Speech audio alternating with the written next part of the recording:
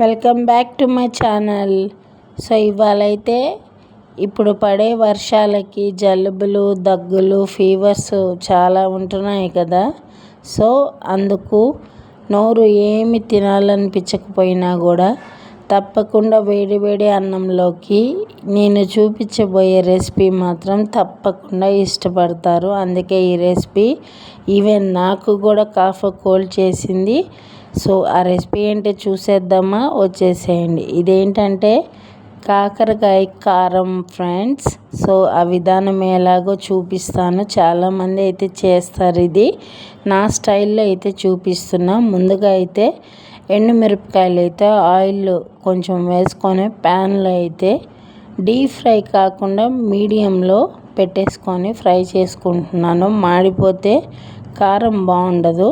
So అవి వేగిన తర్వాత అయితే మిక్సీ జార్లోకి ఎండుమిరపకాయలు అయితే నేను తీసి పక్కన పెట్టేసుకుంటున్నాను. చాలా టేస్టీగా ఉంటుంది. దీంతో తినకుండా అయితే ఉండలేం మనం. ఎంత ఫీవర్ వచ్చి నోటికి ఏది తినాలనిపించకపోయినా ఈ కారంతో అయితే ఎంతో టేస్ట్గా ఉంటుంది. So green chillies red chillies తీసేసిన తర్వాత ధనియాలు అయితే సరిపడినంతగా వేసుకున్నాను. జీలకర్ర కూడా సరిపడినంత వేసుకున్నాను. ఎప్పుడైనా ధనియాలు కరెక్ట్ క్వాంటిటీలో తీసుకోవాలి. ధనియాలు ఎక్కువ అయినా కూడా అంతగా బాగోదన్నమాట. రెడ్ చిల్లీస్ ఫ్లేవర్ పోతుంది. సో అవి కూడా స్లిమ్లో పెట్టుకొని ఫ్రై చేసుకోవాలి. మరి డీప్ ఫ్రై చేస్తే మాడిపోతాయి.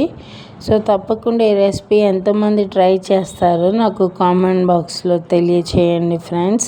తప్పకుండా చాలా వరకు ట్రై చేస్తారు. సో అవి వేయించినాకైతే ముందుగా పీసెస్గా అయితే కట్ చేసి పెట్టుకున్న కాకరకాయలు అయితే ఇప్పుడు ఆయిల్లో వేస్తున్నాను. కాకరకాయలు మనము పొట్టు తీసుకోవచ్చు, పొట్టు తీసుకోకపోవచ్చు, నో ప్రాబ్లం. కాసేపు ఎండబెట్టి కూడా మనం ఫ్రై చేసేసుకోవచ్చు. కానీ డీప్ ఫ్రైలో అయితే ఫ్రై చేస్తూ ఉండాలి. కరకరలాడేదాకా ఫ్రై చేస్తూనే ఉండాలి.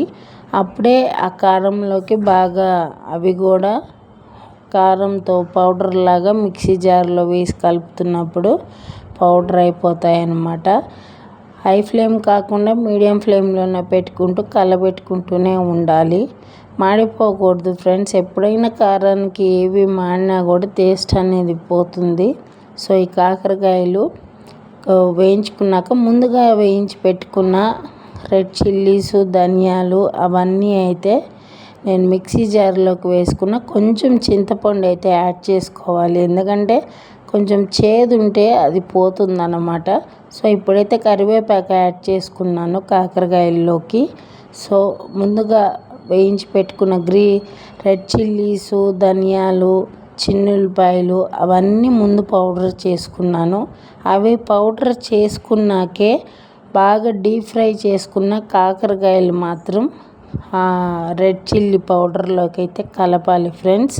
ఈ ప్రాసెస్ అనేది 1 by 1 స్టెప్గా చాలా జాగ్రత్తగా అయితే చేసుకోవాలి.